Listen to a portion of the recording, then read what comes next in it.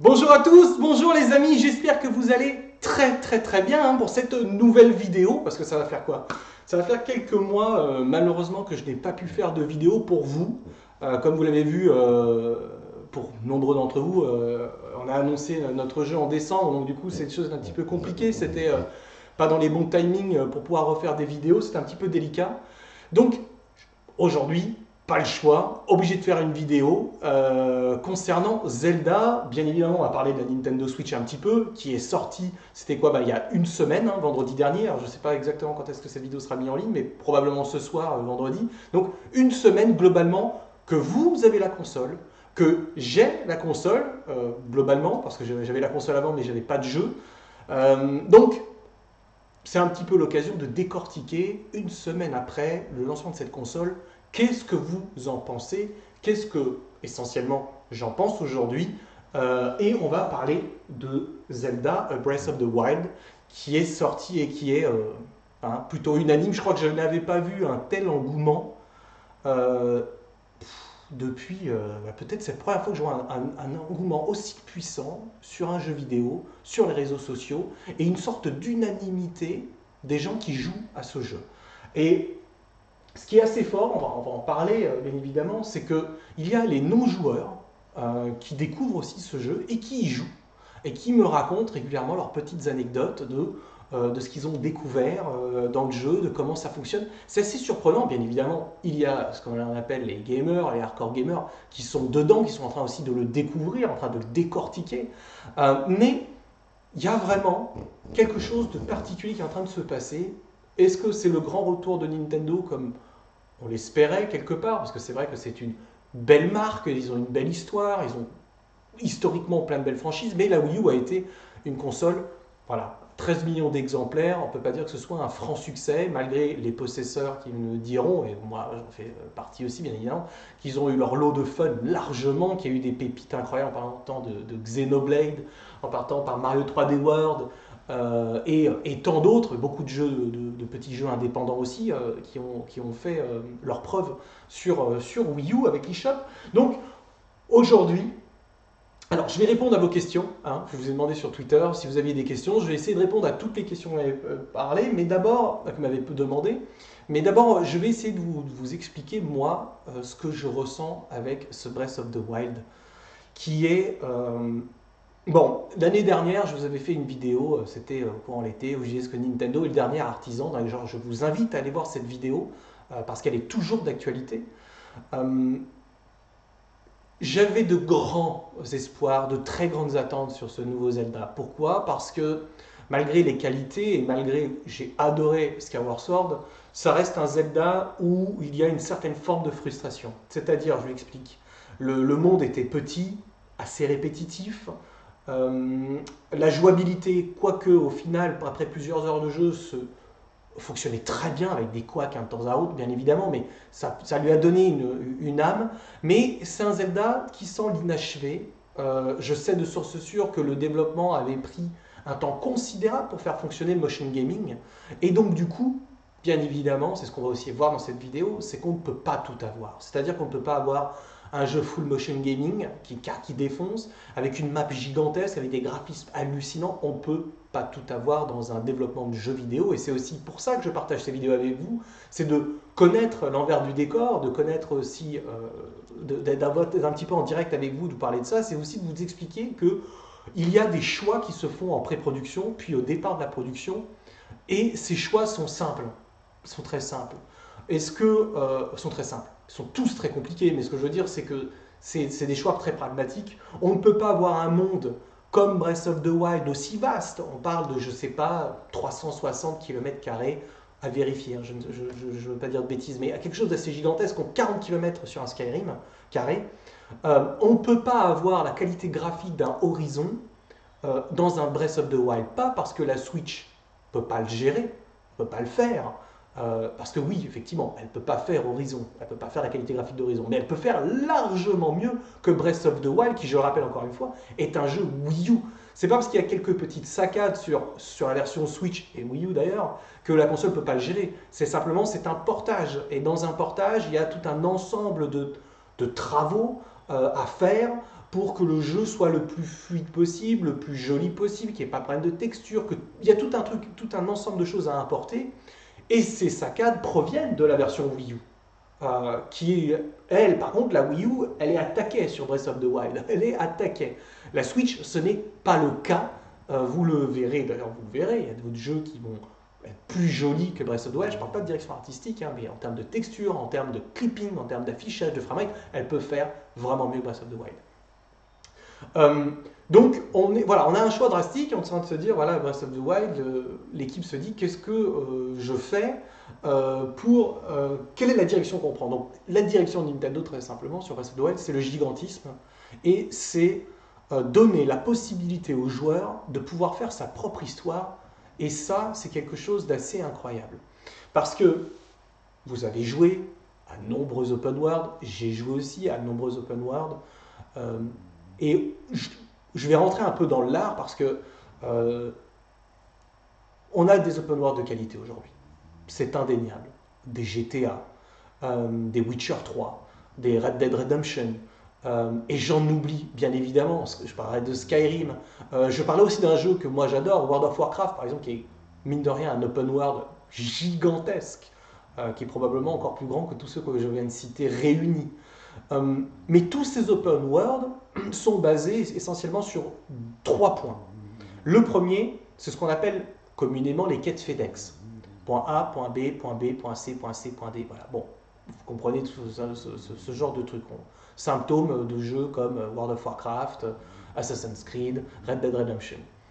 Ensuite, le deuxième point, c'est qu'ils ont tous un scénario très mis en avant pour l'idée le joueur dans le développement de son aventure. Et le troisième point, c'est qu'ils ont ce côté bac à sable avec tout un fourmillement d'activités dans le jeu. Alors, on parlera des mini-jeux qu'on retrouve dans Witcher, le jeu de cartes, par exemple, ou on parlera des petites, de nombreuses attractions que l'on peut avoir dans GTA. Mais tous ces jeux me semblent, et c'est ça qui est assez difficile à expliquer, me semblent balisés. C'est-à-dire qu'on n'est jamais vraiment perdu dans ces jeux, on n'est jamais vraiment en vie dans ces jeux. Là, je parle de sentiments, de ressenti. C'est très difficile de trouver les mots, mais on n'a jamais, de temps en temps, on l'a dans Red Dead, on l'a eu à certains moments, en tout cas moi je l'ai eu à certains moments, mais globalement, on est toujours dans un jeu, on est toujours dans quelque chose, on sait que c'est un jeu. C'est pas facile à expliquer. C'est pour ça qu'on va utiliser le mot organique pour Breath of the Wild, c'est que tout ce qui est fait dans le jeu est fait de façon organique et vivante. C'est-à-dire que tout vit. Il y a une vie. La moindre touffe d'herbe, le vent qui est une spécialité de Nintendo. Vous allez me dire, ouais, machin, les autres, oui, d'accord. Les autres savent aussi très bien le faire. Mais si Nintendo est très fort dans quelque chose, c'est ce qu'on appelle la partie VFX, les parties effets spéciaux. C'est-à-dire, je parlais du vent, je parlais des rendus atmosphériques, on parlait du nombre de petits effets qui sont ajoutés sur chaque animation qu'il y a dans le jeu. Alors on n'a pas un jeu graphiquement qui déboîte la rétine, c'est vrai, qui a plein de petits soucis de clipping, de petits soucis de chute de framerate, l'aliasing, quoique, bon moi j'ai une télé 4K pas trop mal réglée, l'aliasing je ne vois pas tant que ça reste relativement propre, et puis sur la version portable c'est extrêmement clean. Nintendo excelle avec la partie VFX. Et pour en discuter régulièrement avec la team sur Seasons of Heaven, on regarde ça bien évidemment de façon assez toujours surprenante. Il y a une partie de l'équipe à travailler sur des jeux, sur des AAA, des très grosses productions de différents éditeurs. Et donc du coup ils ont vraiment une vraie expertise de tout ça, et Nintendo excelle dans le VFX organique. C'est ce qui donne cette vie à ce Link dans cette aventure, mais qui donne aussi la vie à ces différents PNJ. Vous voyez sur internet, on voit de plus en plus de vidéos, ce qu'on peut faire, ce qu'on peut faire dans le jeu, ce qu'on découvre avec les chiens, les chevaux, la nature, la dynamique. Ensuite, je ne sais pas si vous avez suivi la GDC qui était là il y a quoi, une semaine ou deux. la team Zelda a expliqué très clairement la façon dont ils ont imaginé leur moteur. Et on voit bien que le moteur tourne autour de la physique. Tous les éléments du jeu ont une règle simple, c'est qu'ils sont gérés par la physique du moteur. Et c'est ça aussi qui va créer des situations incongrues, des situations drôles, des situations recherchées par le joueur. Quand on voit, on arrête le temps, on utilise la stasis et on tape sur cette boule, on grave sur la boule, on s'est propulsé dans le truc. On se rend compte du travail que Nintendo a fourni pour arriver à ce jeu. Parce que c'est ça qui est aussi qui est déroutant. Et voilà, je ne vais pas spoiler dans cette vidéo, je ne vais vraiment pas spoiler, du moins je vais faire vraiment le minimum syndical. Mais je ne suis pas sûr qu'on retrouve un jeu de cette qualité en termes de gameplay parce que l'industrie ne va pas dans cette direction. Alors, vous allez me dire que peut-être maintenant, avec Breath of the Wild, les éditeurs vont regarder à ce que leur open world puisse aller prendre des inspirations. Malheureusement, beaucoup regardent le réalisme. On va parler de Naughty Dogs, on va parler de l'équipe de Guerrilla, on va parler de toutes ces équipes qui sont des équipes extrêmement talentueuses, mais qui, à mon sens, et je ne suis pas le seul, et Nintendo le démontre aujourd'hui, que les graphismes, ça ne fait pas tout. Ça ne fait pas tout parce que, au final, on se lasse très vite de quelque chose de très très beau ou de beau. Pourquoi? Parce que notre œil et notre capacité va très rapidement s'habituer. C'est-à-dire que quand j'ai joué à Uncharted 4, que j'ai fini finalement, j'ai recommencé à zéro, j'ai définitivement terminé, on est émerveillé au départ de l'aventure, on dit waouh, putain, c'est vrai que c'est bien foutu, c'est très très beau, c'est vraiment incroyable. Bon. Et puis, au final, les animations sont ce qu'elles sont très bonnes, hein, mais le nombre de situations, vu que le jeu est relativement linéaire, est très répétitif. Donc du coup, nous ne sommes plus surpris ni par le gameplay, ni par les graphismes, de façon inopinée, de temps à autre dans le jeu. Alors, on arrive au Madagascar, pendant 20 minutes, on dit waouh, c'est incroyable, c'est beau. Puis au final, pour découvrir que cette plaine un peu open world est extrêmement vide, où il n'y a rien, il n'y a pas de vie, il n'y a pas grand chose à faire, à part découvrir le sentier qui nous mène à la nouvelle scène. Et le jeu vidéo est en train, très clairement, en train de s'enliser dans cette direction, celle du storytelling, géré par un point A, par un point B, par un point C. Je ne dis pas que Breath of the Wild ne l'a pas, hein, bien évidemment qu'il l'a. Entre chaque point de l'histoire, vous avez des points pour la suivre. Mais c'est l'une des premières fois, voire peut-être même la première fois, je dirais non, une des premières fois, parce que World of Warcraft m'a fait aussi ce sentiment-là, où j'avais pas envie globalement de suivre l'histoire principale, et tu te perds à faire plein de choses. J'ai vu plein de nombreux dessins sur internet où tu as marqué dans Breath of the Wild point A, point B, et puis pour aller au point B, tu te perds pendant quelques heures à faire autre chose, et puis tu fais même pas ton point B, tu vas faire autre chose, parce que ce point B, c'est au final pas forcément le point B qui va te faire progresser. En tout cas, de la façon dont toi tu veux progresser, c'est ça qui est assez fort. On parlera de ces 116 sanctuaires présents dans le jeu, on parlera de ces 4 très grands donjons qui sont assez intelligents, qui sont... Voilà, j'aimais bien les anciens modèles des donjons, mais bon, force est de reconnaître qu'un peu de changement fait du bien. Ces 4 donjons, on peut les faire dans l'ordre que l'on veut, et il y a une vraie implication parce qu'on va avoir un artefact, on nous donne quelque chose quand on réussit ce donjon qui influence notre gameplay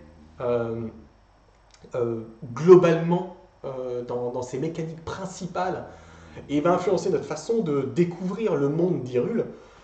Je ne peux que être surpris, mais je n'en attendais pas moins. Je vous avais parlé que ce jeu serait particulier, que ce jeu serait gigantesque. Je n'ai que 2 mots à dire. Alors, techniquement, le jeu est une réussite parce que je ne regarde pas uniquement l'esthétique. Je parle de technique, je parle de programmation parce que j'en ai marre d'avoir un abrutissement des masses quand on dit technique, 1080p, 60... arrêtez avec vos conneries. La technique, ce n'est pas que le rendu esthétique, c'est la prog. C'est la façon dont c'est programmé, la façon dont est fait le moteur physique. L'accès à la map est gargantuesque. Trouvez-moi d'autres jeux qui aient ce gigantisme et ce souci du détail.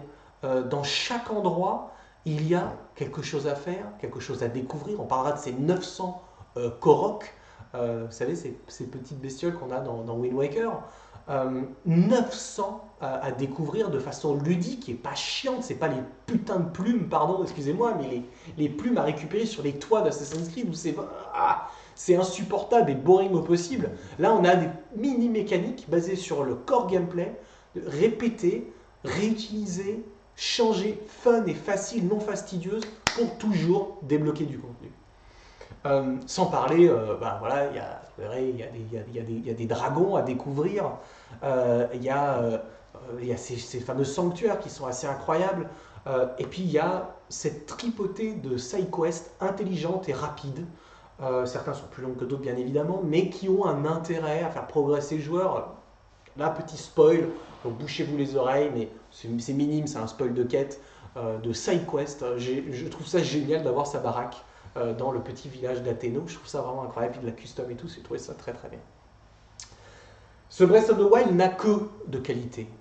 Effectivement, la direction artistique qui est extraordinaire, il y a un travail vraiment incroyable, mais elle n'est pas uniquement dans le visuel, elle est dans l'animation aussi, et on voit que c'est un studio japonais qui est inspiré par l'animation japonaise. Le nombre de clins d'œil aux productions des studios Ghibli qui sont présentes dans ce jeu. Pour moi, c'est un peu l'univers de Nintendo, du Zelda, qui rentre dans l'univers de Princesse Mononoke, du voyage de Chihiro, du château ambulant. Il y a une vraie influence, et il y a une preuve que le jeu vidéo japonais n'est très clairement pas mort. Je sais qu'il y a quelques années, on nous disait qu'il serait mort. Il a du mal à se renouveler, mais il cherche à se renouveler. Et Breath of the Wild en est le parfait exemple. On a encore beaucoup de choses à apprendre de ces studios. Et d'un point de vue d'aide, d'un point de vue réflexion, on est émerveillé par la qualité, le travail fourni par ces équipes qui, bien évidemment, en toute proportion gardée, nous avons, nous, une équipe macroscopique, on est 15 personnes. Breath of the Wild, ils sont plus de 300 qui ont une expertise et une expérience des hardware Nintendo depuis des années, mais aussi de ce qu'on appelle du mode de production, c'est-à-dire que c'est Monolith qui vient aider Nintendo, et Nintendo qui va bosser avec telle autre équipe pour pouvoir... Bref, il y a un cheminement de prod, et ce n'est pas la technique. Parce que j'entends trop de conneries sur Internet, de fantasmes, soit de la presse, soit des joueurs. On est dans quelque chose d'assez incroyable. Cette équipe transpire la communication.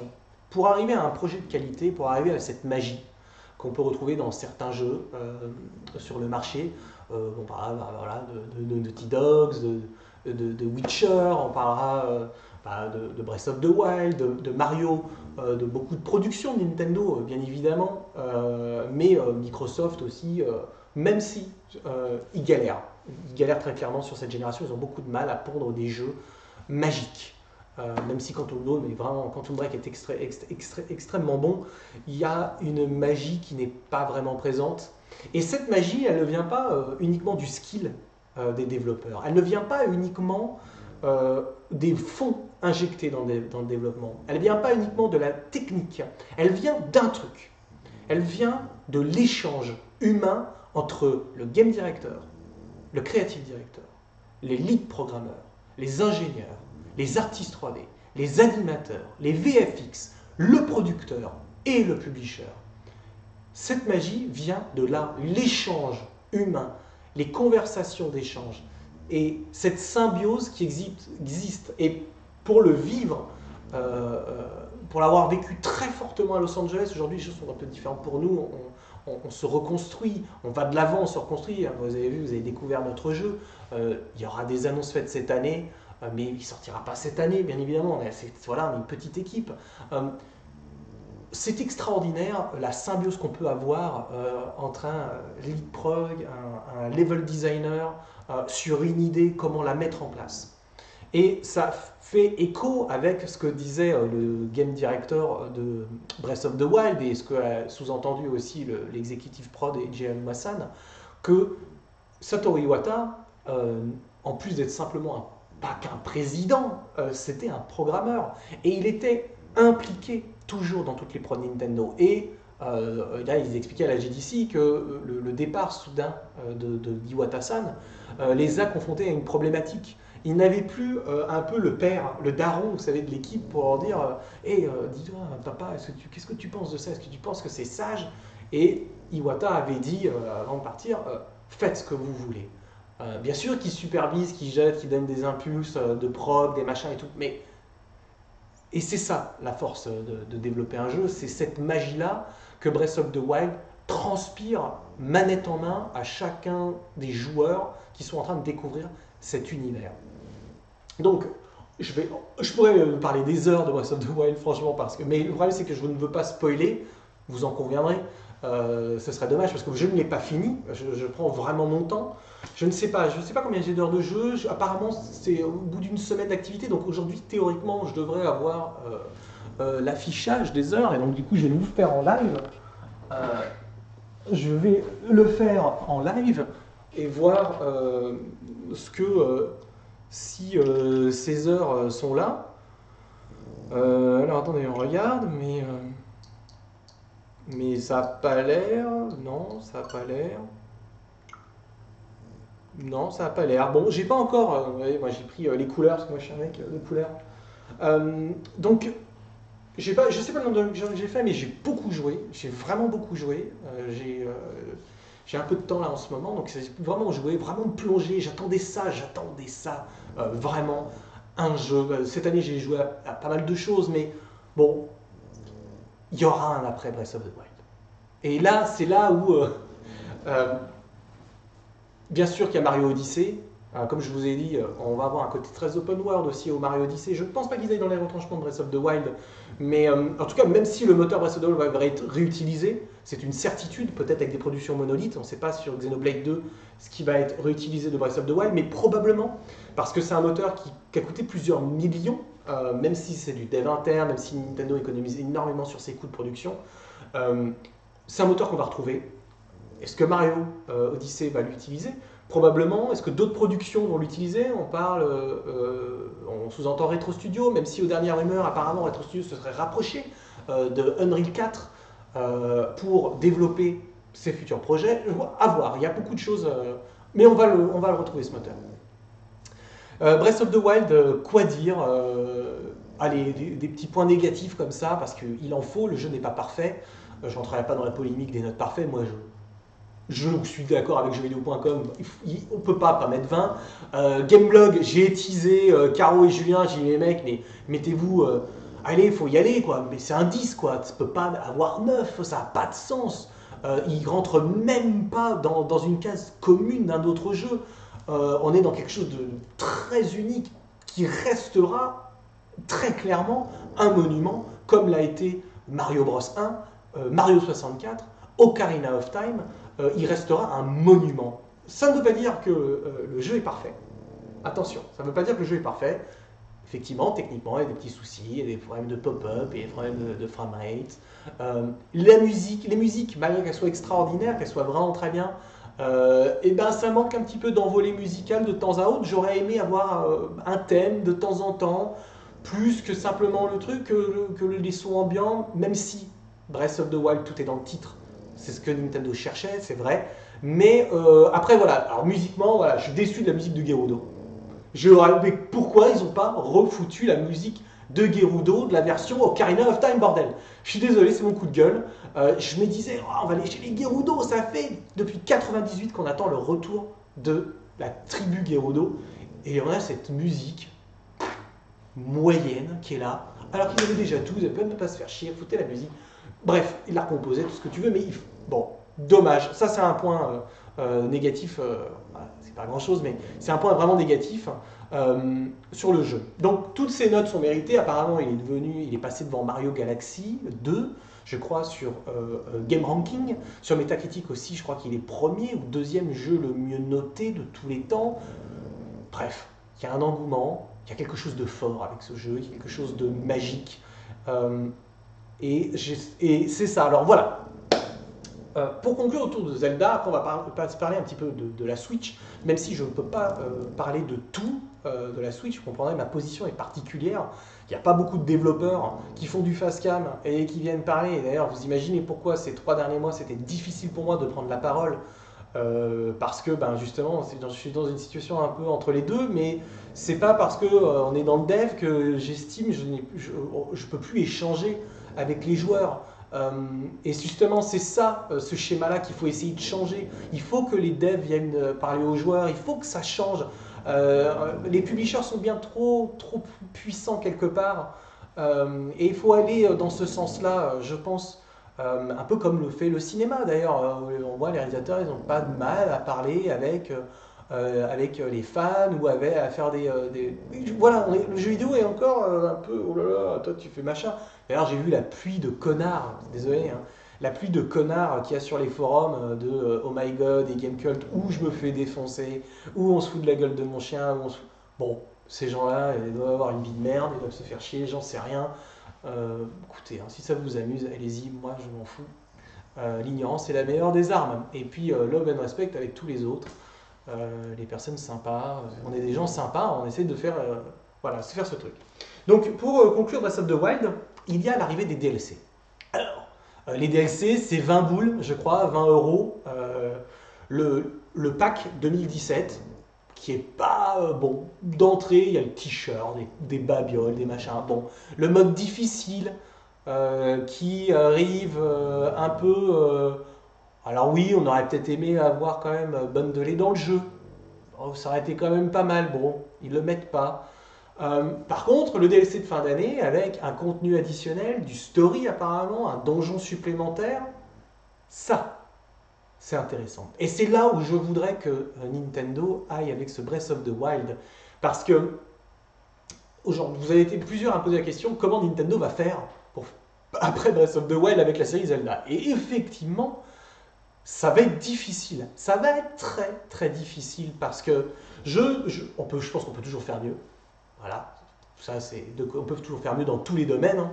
Mais il faut qu'il y ait une plus-value. Et connaissant Nintendo, il faut qu'il y ait une vraie putain de plus-value pour faire avancer sa franchise. Sachant qu'ils mettent 5 à 6 ans quand même pour faire le jeu. Donc bon, je ne vois moi que 2 choses.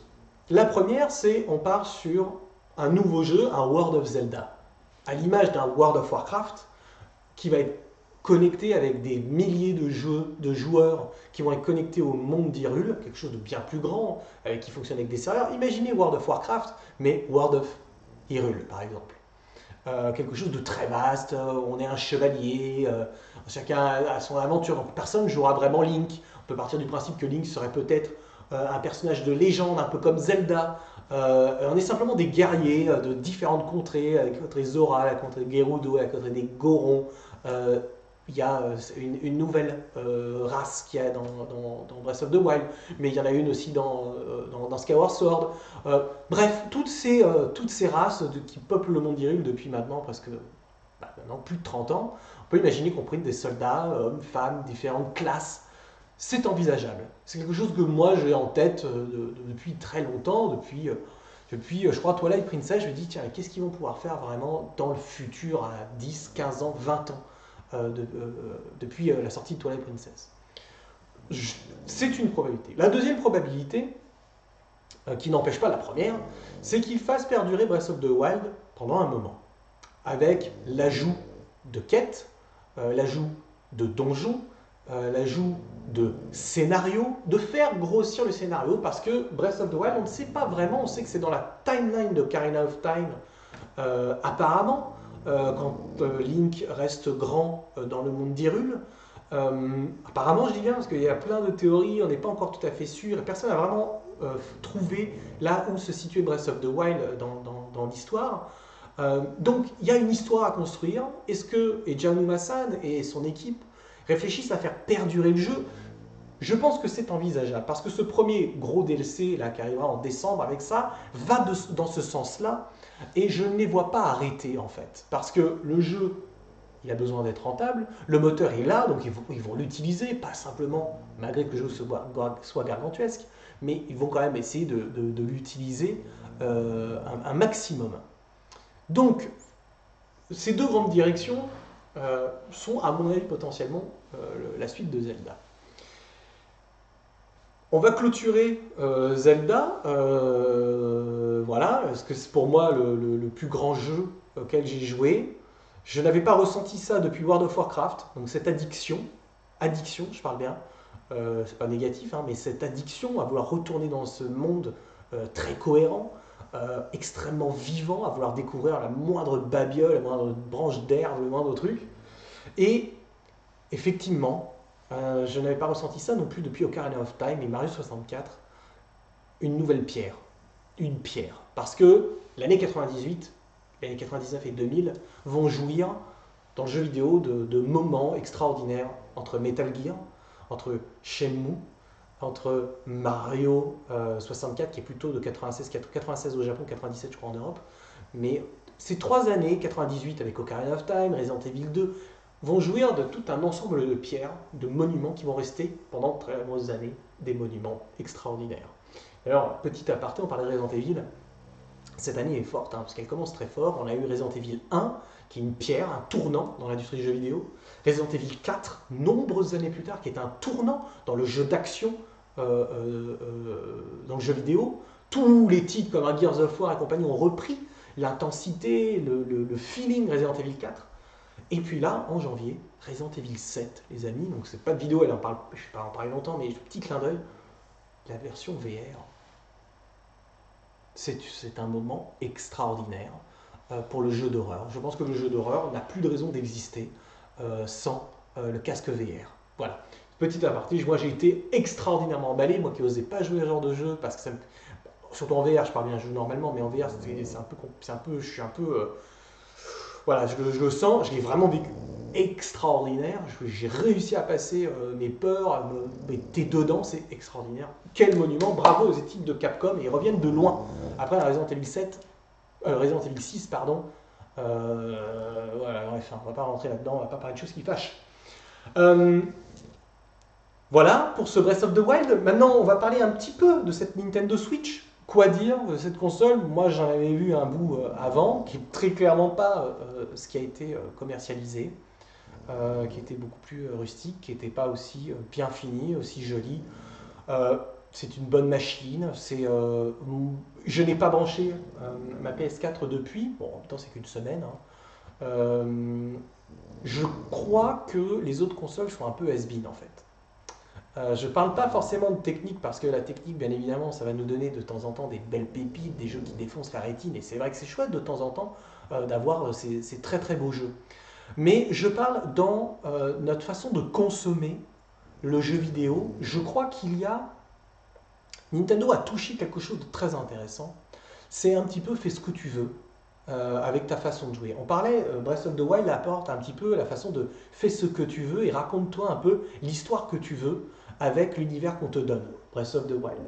Et là, Nintendo récidive, et c'est pour ça que ce lancement est particulier avec cette Switch et ce Breath of the Wild, c'est que dans deux domaines très définis, le gameplay de façon matérialiste, avec la console elle-même, c'est un peu fais ce que tu veux et consomme de la façon que tu veux, et dans le jeu, avec le gameplay de façon non matérialiste, c'est-à-dire virtuelle, fais ce que tu veux, raconte-toi ta propre histoire. Ils font une double, je sais pas, on appelle ça un double shot, là, comme vous voulez, et je trouve ça incroyable. La console n'est pas parfaite, c'est clair, il y a des petits soucis de taille, à mon sens, sur les Joy-Con sont un peu petits, la batterie aurait pu être un petit peu mieux. Il y a des petits soucis apparemment avec ces histoires de chargeurs où on ne peut pas brancher apparemment n'importe quel chargeur sur la console. Peut-être que des mises à jour vont avoir lieu par la suite pour faciliter un peu tout ça. Bon, en tout cas, voilà, je trouve qu'il y a plein de choses positives. Je ne vais pas rentrer dans les choses positives de la console parce que je vais me rabâcher, l'écran est excellent, elle est jolie, ça a de la gueule, tu joues n'importe où, ça marche. Le concept marche incroyablement bien. Je vais parler de petites choses, surtout une, l'eShop. J'adore l'eShop de la Wii U. Sa musique, son ambiance. L'eShop de la Switch, mon Dieu, mais quelle tristesse! Alors j'ai vu tellement de commentaires sur les sites des parts de la presse en disant oh, c'est génial, c'est sobre, c'est rapide. Oui, c'est rapide, mais ça n'a pas de vie, putain. C'est ce que je déteste déjà avec le store Sony et store Microsoft, et le store Apple par exemple, qui sont des trucs sans vie, c'est froid, c'est consumériste. Je n'aime pas ça. Ça ne veut pas dire que le contenu n'est pas bien, attention, hein, vous ne méprenez pas le contenu du store Sony de la PS4 est vraiment excellent, le Steam pareil c'est excellent, mais ça n'a pas de vie, c'est froid, c'est chiant. C'est ce que j'aimais avec ma Wii U, putain j'avais trouvé que ça avait de la vie, c'était sympa, j'aimais bien me balader dans le truc, la petite musique, malgré que c'était super. Et ben j'espère de tout mon cœur, surtout quand je vois des couleurs pareilles sur leur console, j'espère vraiment que Nintendo va faire une petite mise à jour de l'eShop, que c'est de la gueule, qu'ils remettent un peu de musique, que ce soit vivant, et puis bien évidemment le contenu. Deuxième gros point, là qui me fait péter un plomb, gros point négatif, je veux mon contenu de ma Wii U, de mes jeux dématérialisés, sur ma Switch. C'est inadmissible que je ne puisse pas jouer avec tous les jeux que j'ai sur ma Wii U, sur ma Switch. Inadmissible. Je suis même prêt à payer, comme ils avaient fait de la Wii à la Wii U, le dollar pour avoir la nouvelle version. Ok, je comprends, c'est business is business, il y a du portage à faire, il y a du boulot, donc rien n'est gratuit, ok, un dollar, je veux bien payer un dollar pour tous les jeux que j'ai sur ma Wii U et pouvoir les embarquer sur ma Switch. Alors, je parle des jeux eShop, tous mes jeux Virtual Console et eShop, je les veux sur ma Switch et j'espère qu'ils vont vite le faire parce que c'est pas normal. Ensuite, les jeux Wii U à proprement parler, qui ont été téléchargés sur votre Wii U et que se disent ah putain mais ce serait génial de les avoir dans la Switch. Malheureusement, je crois qu'on va l'avoir un peu dans le bonbon parce que malheureusement les jeux Wii U ne se sont pas très bien vendus à l'exception de Splatoon, de Mario Kart. Et ces jeux-là, malgré qu'ils se soient très bien vendus, Nintendo n'est pas prêt à nous les donner gratuitement ou pour un dollar de plus en téléchargement sur notre Switch. Hein. Regardez, Mario Kart ressort le 28 avril dans une version de luxe avec plein de choses, plein de multi, tout ce que vous voulez, c'est génial. Mais bon, on l'a quand même payé, c'est plus ou moins le même jeu, ça aurait été quand même bon, ça aurait été bien d'avoir peut-être un prix pour ceux qui l'avaient sur Wii U, je sais pas. Mais j'espère que Nintendo va donner quand même une seconde vie à des jeux comme Xenoblade Chronicles, qui mérite une seconde vie parce qu'il a fait 500 000 copies, je crois, 550 000 copies, ce qui n'est pas fantastique. Hein. D'ailleurs, ils commencent à amortir le moteur, une partie du moteur de Xeno ou de la team de Xeno sur Breath of the Wild. Hein. Ceux qui ont joué à Xenoblade ressentent cette patte qu'il y a dans Xenoblade, dans le monde, je parle de Chronicles. Donc voilà, donc un petit peu, mais c'est mes deux coups de gueule de la console. Sinon, globalement, c'est du tout bon. Moi, elle me quitte plus. Je joue à 80% télé, 20% console en ce moment. Mais là, je vais pas mal bouger, donc je vais l'embarquer dans le train. Hein. Dans le train, ça va devenir très clairement ma meilleure copine de train. D'ailleurs, c'est compliqué parce que moi qui ai l'habitude de beaucoup bosser dans le train, bah là, du coup, je vais moins bosser probablement. Bref. Alors, on est à 38 minutes. J'essaie que cette vidéo fasse 1 heure maximum, parce qu'après, voilà, que vous soyez tous là quand même. Bien 38 minutes. Je vais répondre aux tweets que vous m'avez envoyés. Vous êtes plutôt nombreux à envoyer quand même pas mal de choses au final. Donc, attendez, je récupère le flux un peu de tout ça. Alors attendez, hein, je meuble, manger des chips ou aller aux toilettes. J'essaie de... Alors.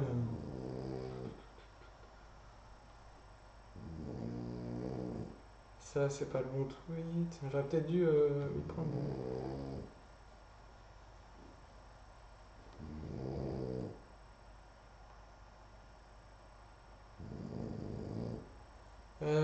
Attendez, il faut que je retrouve parce que malheureusement, c'est pas toujours facile. Ça, j'ai posté ça quand?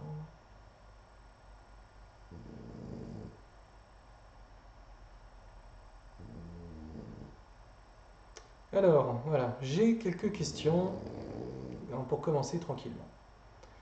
Alors, les amis, alors j'ai Dicilic. Salut Dicilic, question Switch plus que Zelda, un futur avec des Switch sans écran et une Switch plus petite sans dock est-il envisageable? Écoute, bon, c'est très difficile à dire, je ne suis pas Nintendo, mais je ne pense très clairement pas que Nintendo va faire une Switch sans écran, parce que bah, c'est plus une Switch, hein. Je veux dire, ce serait une autre console. Le concept a l'air de fonctionner, mais je pense que pour répondre à ces questions, il va falloir voir comment cette nouvelle Nintendo se vend dans les prochains mois, probablement jusqu'à l'E3, avec les annonces d'éditeurs tiers qui vont être faites à l'E3, voir comment cette console prend le marché. Pour l'instant, ça démarre extrêmement bien. Sur les chapeaux de roue, on parle de plusieurs records dans différents pays, dans le monde. On est a priori à 1,5 million de consoles vendues aujourd'hui dans les foyers avec de nombreuses ruptures de stock. Donc, le concept a l'air de prendre et je ne vois pas Nintendo pour l'instant changer de console. Ensuite, avec le même format cartouche, pour ne remplacer ni 3DS ni Wii, pousser le concept de choix de style plus radical. Je pense pas, comme je te disais, je pense que voilà, ils vont rester dans ce modèle-là, si ce modèle-là fonctionne. Qui probablement va avoir des itérations dans le futur, probablement un dock plus puissant, parce que je sais qu'il y a une question qu'on m'a posée concernant, mais apparemment la Switch devait être aussi puissante que la PS4 et machin. On va en parler. Probablement une console qui gère mieux la batterie, un meilleur écran, peut-être, voilà, définition, c'est sûr que ce genre de choses va arriver assez rapidement. D'ailleurs, le président de Nintendo a sous-entendu une baisse de prix.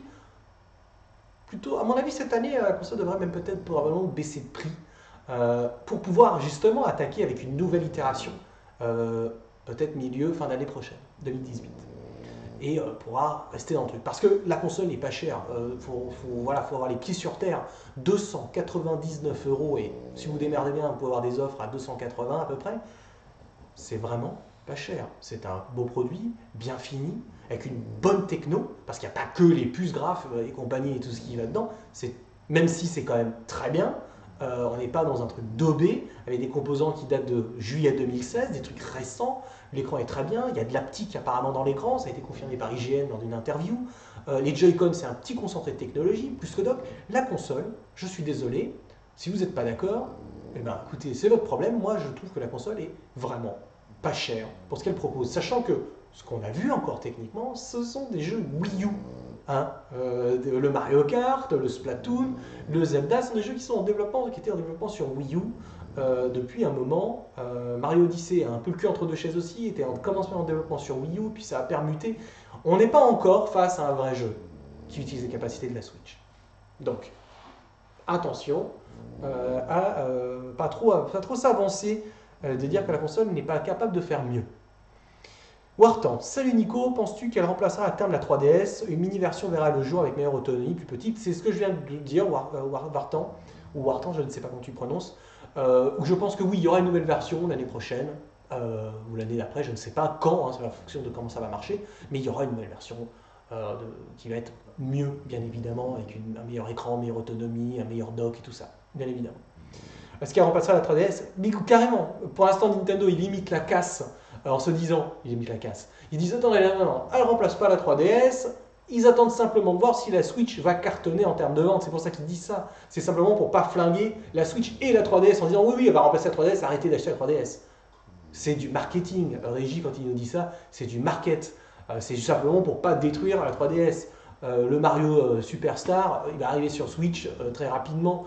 La 3DS est en fin de vie, les ventes sont décroissantes, la technique c'est has-been, tu ne peux plus jouer à une 3DS une fois que tu as pris une Switch dans les mains, il faut arrêter les conneries, et il y a un Monster Hunter qui est dans les tuyaux, il y a le Dragon Quest qui est dans les tuyaux pour la suite, bref, il y a il n'y a plus de raison que la 3DS existe, je pense que 2017 c'est sa dernière année.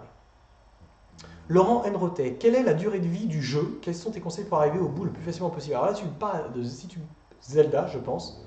Ah oui, donc c'est bien de Zelda, parce que dans quel ordre as-tu fait les créatures divines? Alors, je n'ai pas fini le jeu, comme je te disais, Laurent Enrotet. La durée de vie du jeu a l'air gargantuesque. Je pense que j'ai 70-80 heures de jeu. Je me balade, je joue, je découvre, je traîne un peu. J'ai battu deux créatures divines. J'ai battu l'oiseau et l'éléphant dans le jeu. Moi, je pense que tu peux le finir en 70 heures, 80 heures, en le rushant. Voilà, et en profitant un peu du jeu, rush, profiter, tu vois, parce que tu peux le rusher en 50 heures. J'ai discuté d'ailleurs à Caro sur Gameblog qui a testé le jeu, qui l'a fait en moins de 50 heures. Elle a dû le rusher pour pouvoir livrer le test en temps et en heure. D'ailleurs, c'est dommage parce que la note se ressent, je lui dis, ça se ressent, tu ne peux pas mettre 9, c'est obligatoire, tu ne peux pas mettre 9 à un jeu comme ça. C'est un jeu qui a la note maximum. C'est pas une question de perfection, c'est qu'il a la note maximum. Et malheureusement, en rushant, tu passes à côté de ce qu'est l'essence du jeu. D'ailleurs, on le voit dans ses tweets là récents, elle est en train de prendre un pied fou, elle continue à découvrir ce monde extrêmement riche. Et ça a forcément un impact sur ton résultat final. Sachant encore une fois qu'un test est subjectif. Les goûts et les couleurs de chacun. Pour moi, ce jeu était un monument et parfait. Parfait. Est un monument, c'est tout.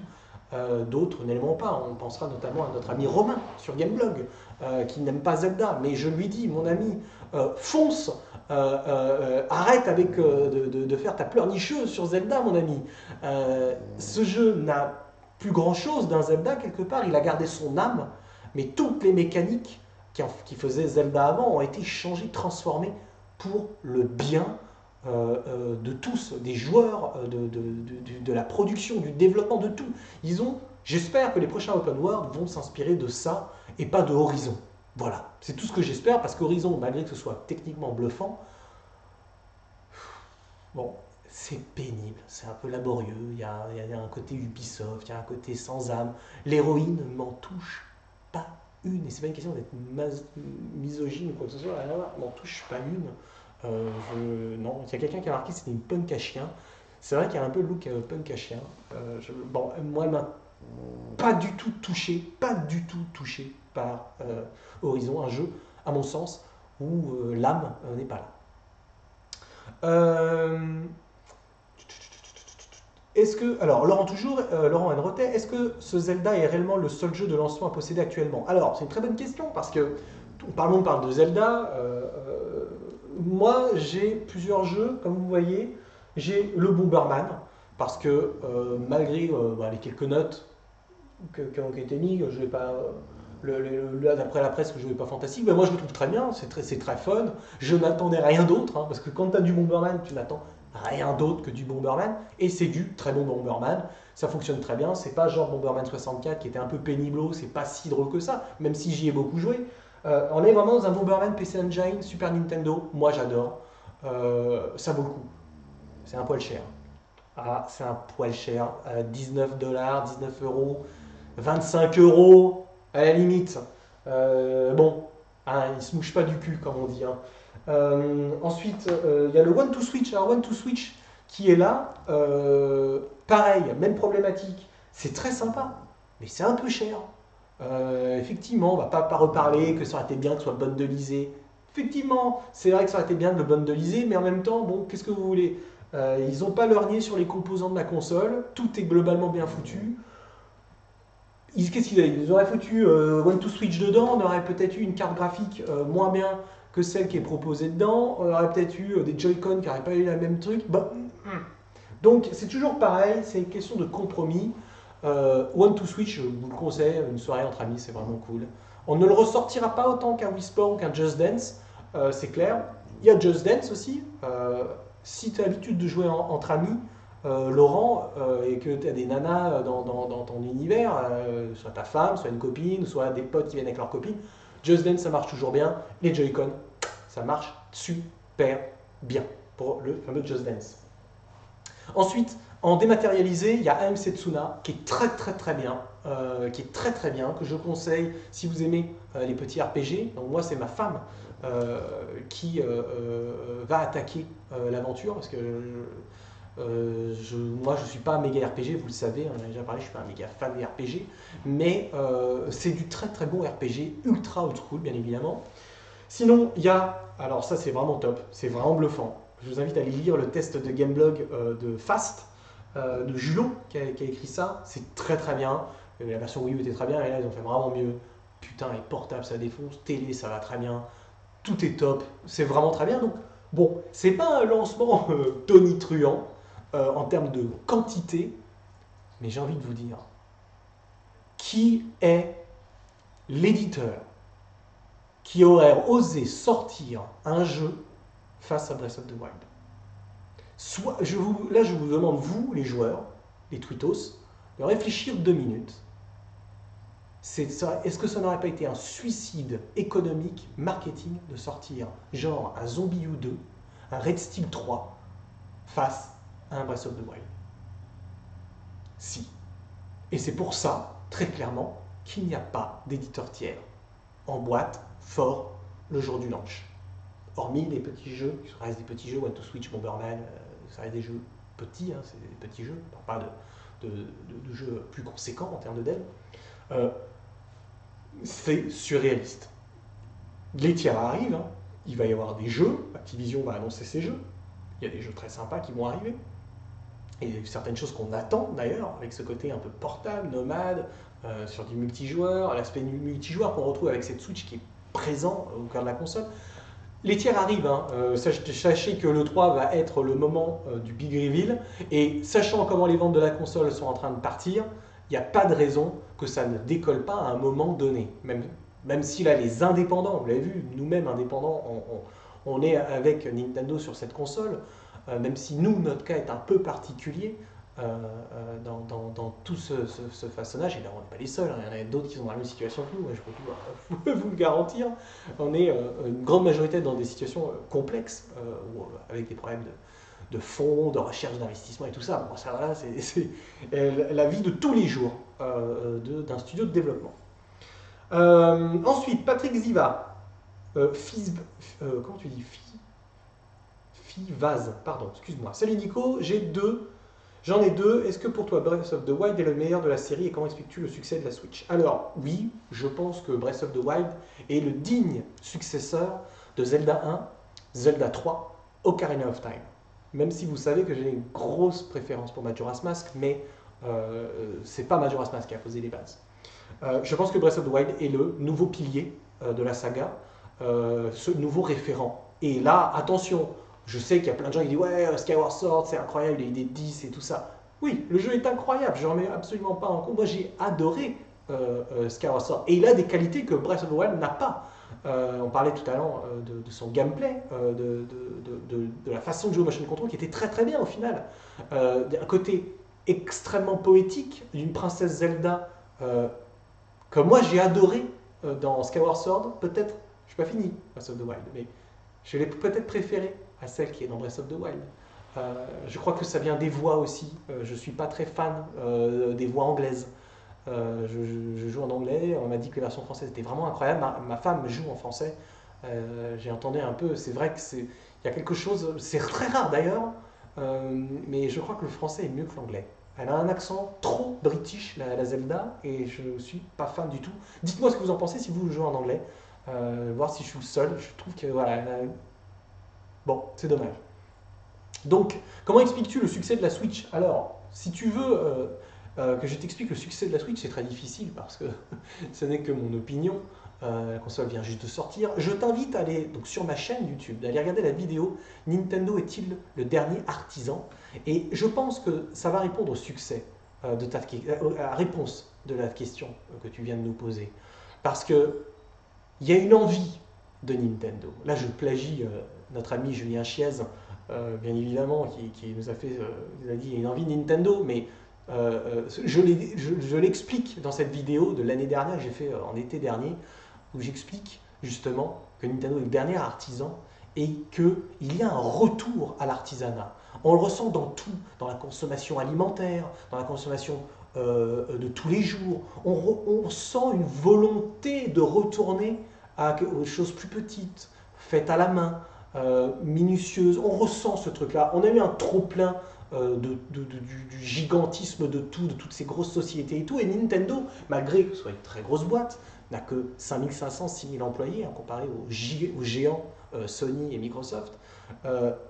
il y a ce truc-là. Donc je pense que c'est l'un des points du succès de la Switch, c'est cette envie des gens de retourner à quelque chose de plus simple, mais aussi le marketing de Nintendo à l'heure actuelle est très bon, marketing qui va là où il faut, qui touche correctement, les couleurs utilisées, la charte graphique qui tourne autour des publicités, des jaquettes que vous voyez, il y a quelque chose de festif, il y a quelque chose de sympa que les gens ont besoin.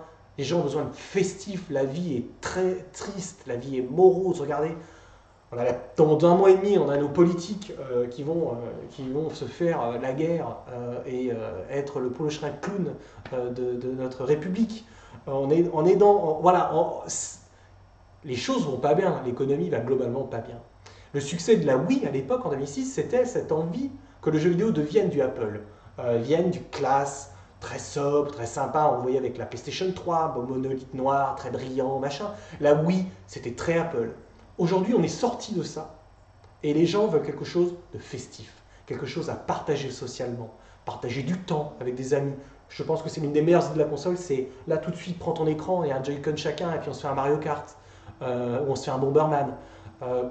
On est dans la sympathie, on est dans ce truc-là, qui moi me touche. Et quand on dit oui, oh les fans, les pro-machins, les machins, c'est insupportable. On a le cœur là où on a le cœur, j'ai envie de vous dire. N'allez pas chercher une raison pourquoi je préfère Nintendo aux autres, ce qui ne veut pas dire que les autres sont mauvais. Ça veut dire que j'ai un affect avec un et que j'ai moins avec les autres. C'est parce qu'on va là où on sent qu'on doit aller. C'est un point de vue aussi de vie, d'opinion sociale, d'opinion de vie. Je me retrouve, moi, dans ces belles couleurs, je partage cet univers-là. Donc voilà, il est très difficile de répondre à sa question, mais voilà, c'est un peu comme ça que je le vois. Alors ensuite, Christophe, Neverex, est-ce que Nintendo ose faire de nouveaux Zelda 3D après ce monument? Est-ce que certains ingrédients des anciens Zelda te manquent? Alors, j'ai répondu à la première de tes questions. Est-ce que osera faire de nouveaux Zelda 3D? J'ai répondu. Est-ce que certains ingrédients des anciens Zelda te manquent? Bah oui, alors je te disais un petit peu les musiques. La partie musicale des anciens Zelda me manque. Alors, de la composer, avec soit l'ocarina, soit tous ces trucs-là, c'était vraiment génial. Même si ça a été redondant, parce que ça a été utilisé dans quasiment tous les Zelda, depuis son introduction dans Ocarina of Time ou Zelda 3. Les donjons, effectivement, même si j'adore la nouvelle perspective de ces donjons, qui est beaucoup plus fraîche, qui est prise de tête, mais peut-être pas autant, effectivement, ça aurait été bien, pourquoi pas, d'avoir, je ne sais pas, de façon annexe, 3-4 donjons, type Twilight Princess ou Skyward Sword. Peut-être pour les boss, la confrontation des boss, qui était incroyable. Ensuite, oui, il y a peut-être quelques armes qui me manquent. Je te dirais le grappin, j'aurais aimé avoir un vrai grappin, ça aurait été vraiment charmé. Et puis, un point, alors j'espère qu'on aura ça s'ils continuent à faire des ajouts. Moi, je suis pour les DLC dans ce Breath of the Wild. J'aimerais voler. Comme dans Skyward Sword, imaginez on aurait Loftwing présent dans Breath of the Wild avec une super quête de la mort incroyable. Il faut récupérer des œufs, des plumes, des machins et puis aller le dompter au fin fond d'une montagne. Et au final, tu arrives à le récupérer et puis après, tu peux voler dans Hyrule. Oh putain, rien que d'y penser, j'en ai des frissons. J'adorerais. Lord Switch, salut Lord Switch, les chutes de framerate sont notables, crois-tu que Nintendo va patcher ça ou la Switch peut mieux faire? Alors j'ai répondu déjà à la question, la Switch peut mieux faire, c'est un jeu Wii U, et c'est pas parce que le jeu rame sur Switch que la Switch peut pas mieux faire, c'est un problème de portage. Je te dis pas ça à toi, j'ai dit ça parce que je l'ai vu des centaines de fois, ouais, la Wii U peut pas faire mieux. Non, c'est un problème de portage, c'est-à-dire que ça n'a pas été... Je pense qu'ils auraient voulu avoir encore un peu plus de temps pour porter le jeu, mais d'un moment, c'était impossible. Sortir à la Switch sans le Breath of the Wild, c'était impossible. Et Nintendo joue une carte très intéressante, c'est-à-dire de retenir les sorties de jeu pour pouvoir en sortir régulièrement par la suite. Il y a une vraie rétention. Lord Switch, autre question, ce Zelda est-il supérieur à d'autres open world comme Witcher 3 et Red Dead? Alors, j'ai pas fait tous les open world, j'ai fait GTA 4 et GTA 5, Witcher 3 dans une certaine partie, Skyrim, j'ai fait un bout au début, puis après j'ai regardé pas mal de walkthroughs, ce genre de trucs, parce que je n'ai pas réussi à accrocher, mais essentiellement à cause du FPS. Et puis c'est assez statique, le monde est statique. Bon, je vais y répondre, hein. Oui, pour moi, c'est meilleur, euh, différent, mais meilleur que ces autres open world. Et pour une seule raison. Même si les autres open world ont des points très très forts que Zelda n'a pas forcément. Attention, c'est que Breath of the Wild, c'est un jeu vivant.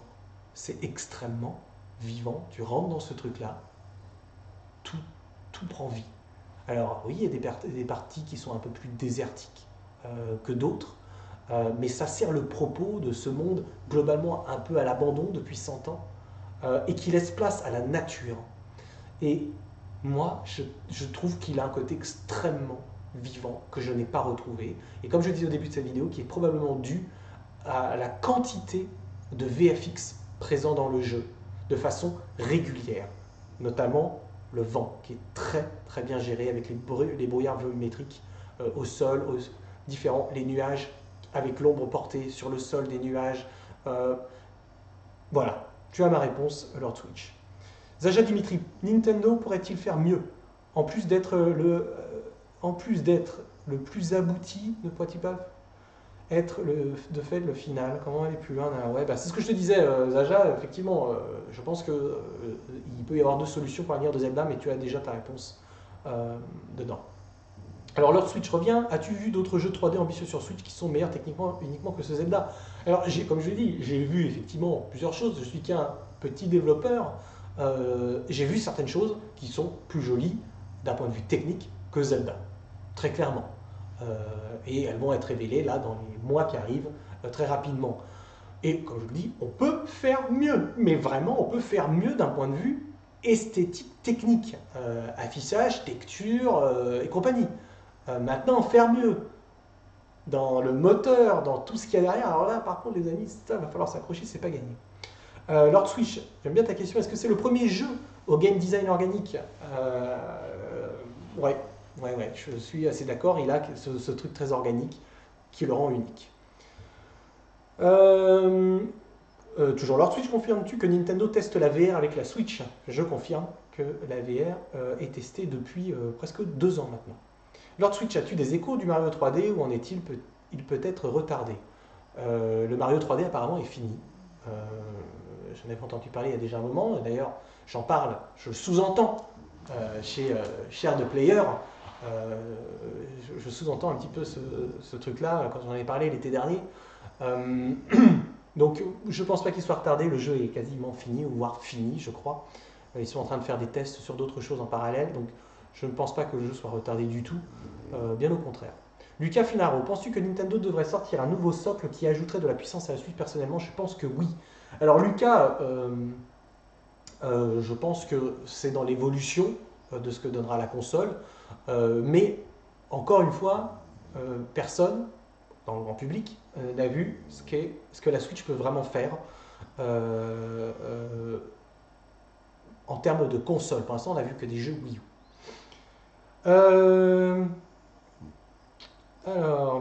Alors, Tolu Go Lade.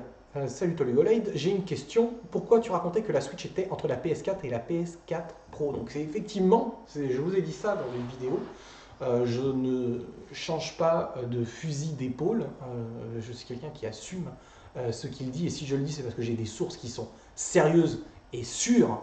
La console apparemment a eu des changements de conception depuis mes informations qui dataient du mois d'août, et cette vidéo que j'avais faite, je l'ai fait en novembre, donc je ne suis pas forcément au courant de tous les changements internes. Je sais qu'il y a eu de grosses discussions avec Nvidia concernant la puce qui devait être mise dans la console.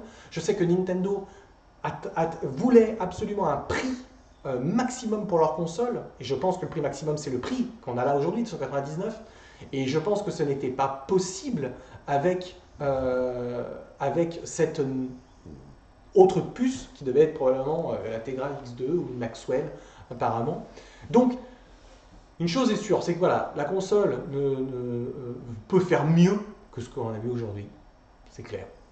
Je pense qu'elle se rapproche plutôt aujourd'hui avec ce qu'on a entre une One et une PS4, peut-être une One, tu vois, globalement, même si c'est pas la même architecture, même si les composants sont plus récents que la One et la PS4, mais oui, elle ne fera pas ce que fait la PS4 Pro apparemment, avec la machine qu'on a aujourd'hui.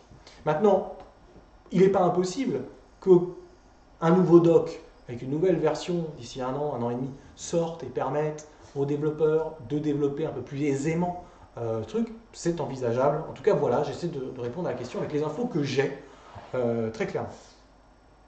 Nono le RIK, la version Wii U vaut-elle le coup? Eh bien écoute, j'ai testé les deux, j'y jouerai sur Switch, effectivement, ça rend mieux quand même sur Switch, même si c'est pas un gap, il n'y a pas un gouffre, hein, c'est vraiment, je vous dis, un portage, mais j'y jouerai sous Switch, et puis j'adore la manette Pro de la Switch, je la trouve, elle défonce, j'adore. J'aime bien les sticks comme ça, c'est pour ça que je suis plus manette Xbox que manette Play. J'aime pas les sticks en vache, parce que c'est pénible, c'est vraiment pénible, j'aime pas ça.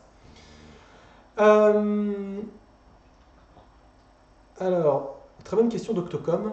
Comment expliques-tu cet aspect très sentimental qui frappe et donne du rêve à tous les joueurs du monde entier? Je t'invite, Octocom, à aller regarder la vidéo de Nintendo est-il le dernier artisan que j'ai mis sur ma page YouTube il y a plusieurs mois. Et je pense que j'ai déjà donné un petit peu la réponse à ça, c'est qu'il y a une envie, il y a une vraie envie d'échange social, de ludique, de prise de tête, de fun autour de ça, autour de la console et du jeu. Alors,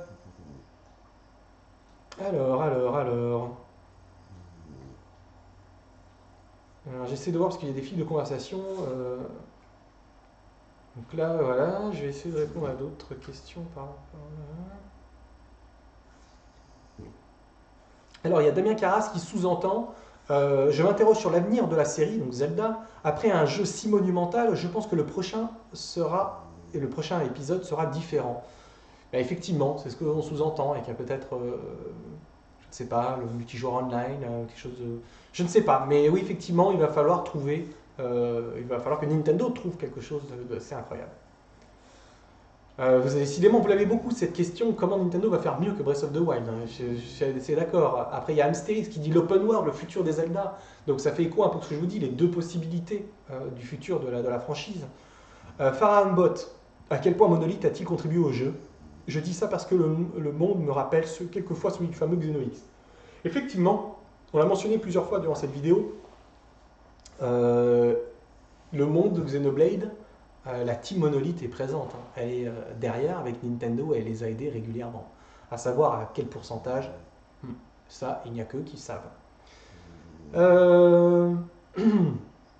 Davarian, David P. Est-ce que tu ne trouves pas que dans un sens, Zelda ne remplit pas le contrat de la Switch avec une expérience TV optimale?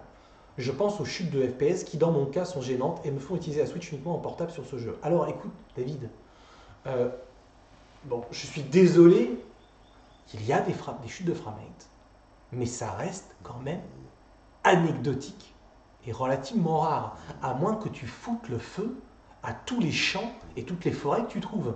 Parce que aujourd'hui, les chutes de framerate sont essentiellement dans des endroits où tu vas utiliser la physique du moteur de façon un peu confuse, avec le feu, des bombes, tourner la caméra en même temps, voir 3-4 ennemis qui te sautent en même temps, d'être à cheval dans une zone forestière, ou même être à pied des fois dans une forestière et de faire tourner la caméra dans tous les sens, ou même de marcher, ça reste quand même anecdotique.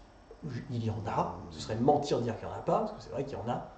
Mais alors, si ça t'empêche de jouer, eh ben écoute, je suis désolé, hein, mais c'est vraiment dommage, parce que c'est pas possible que ça t'empêche de jouer.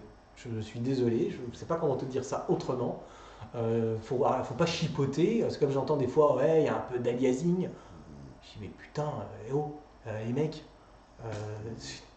c'est bon, quoi, c'est pas catastrophique. Vous avez oublié la putain d'époque PlayStation 2, N64, GameCube, Xbox, première Xbox, où on avait quand même des jeux qui étaient techniquement... Il y avait toujours des problèmes techniques, énormes problèmes techniques. Aujourd'hui, on est dans une génération où c'est de moins en moins, c'est anecdotique. Non, non. Moi, j'aurais plus de mal à jouer aujourd'hui à un Horizon ou à un Assassin's Creed ou à l'horrible Wildlands, le Ghostland, qui n'ont plus d'âme, qui n'ont pas d'âme, dans leur jeu. Ils ont un scénario si vous voulez, très bien, le scénario c'est génial, mais j'ai des livres pour lire des super scénarios ou même voir des séries télé, tout ça. Le jeu vidéo, c'est pas son but premier, à mon sens, de faire des scénarios extraordinaires. Même s'il y en a de temps en temps, c'est bien, mais c'est pas ça qu'on veut. Ce qu'on veut, c'est de l'interactivité. L'interactivité avec les PNJ, le monde, le machin et tout ça. Écoute, oui, peut-être que ces chutes de framerate peuvent être corrigées avec un patch. Je pense pas que Nintendo aille dans cette direction-là, mais bon, peut-être. Écoute, c'est dommage, en tout cas, ça t'empêche de jouer. Et je pense, même si l'aspect portable, c'est génial, t'as besoin... Pour moi, c'est sur télé, quoi. Que je vous dis, j'ai joué 80% sur télé. L'aspect grandiose du jeu, il est sur télé, la nature, ce monde extraordinaire. Donc, je pense que j'ai rempli... j'ai essayé de répondre à toutes les questions que vous avez laissées. Alors, si vous avez d'autres questions, si vous n'êtes pas d'accord avec moi, je vous en prie. On va mettre les règles. Je banne instantanément les connards, les mecs qui insultent, les mecs qui insultent, donc pas que moi, hein, mais qui insultent la communauté de gens. Je les banne instantanément. Pour moi, ces gens n'existent pas, ne m'intéressent pas. Donc, si vous n'êtes pas d'accord avec moi, c'est top. Échangeons. Cool. Je suis un mec cool. Je réponds en plus aux tweets régulièrement. Si vous plaît, on échange, on en discute, vous laissez des commentaires. Et puis voilà. Et puis faisons ça dans la bonne humeur. N'oublions pas que ce n'est que du jeu vidéo. Alors même si je comprends pour certains et que le jeu vidéo c'est peut-être toute leur vie, voilà, comme moi, c'est aussi une grande passion dans ma vie, mais ça ne reste que du jeu vidéo, il n'y a pas mort d'homme. Donc, bon, faut se détendre. Tu vois, quand on voit les forums de Oh My God là, sur Gamecult, la polémique qu'il y a tout autour de ça, et les mecs qui traînent sur ces forums, mais franchement, putain, les mecs, c'est chaud, quoi. Franchement, je suis triste pour vous, parce que vous devez avoir une sacrée vie de merde. Donc, moi, je vous dis juste un truc. Merci pour vos questions. J'espère que vous allez continuer cette magnifique aventure avec Breath of the Wild. Je ne peux que vous souhaiter le meilleur pour la suite. Je referai une vidéo, probablement un de ces quatre, hein, bien évidemment. Si vous en avez vraiment envie, vous me dites ce que vous avez envie que je parle. Si vous êtes curieux, il y a le livre, mon livre que j'ai sorti, du jeu, inspiré du jeu, Les Saisons du Paradis. Donc, ça ne spoile pas le jeu du tout. Pas du tout. C'est un cross-média, ça va vous faire plonger dans l'univers du jeu et ça va probablement, j'espère, vous donner envie de jouer au jeu quand il sortira. Donc il est disponible sur mon site lessaisonsduparadis.com ou sur amazon.fr. Et puis voilà, je vous mets une petite signature et un petit bracelet sympa quand vous l'achetez sur mon site au cas où, si ça vous intéresse.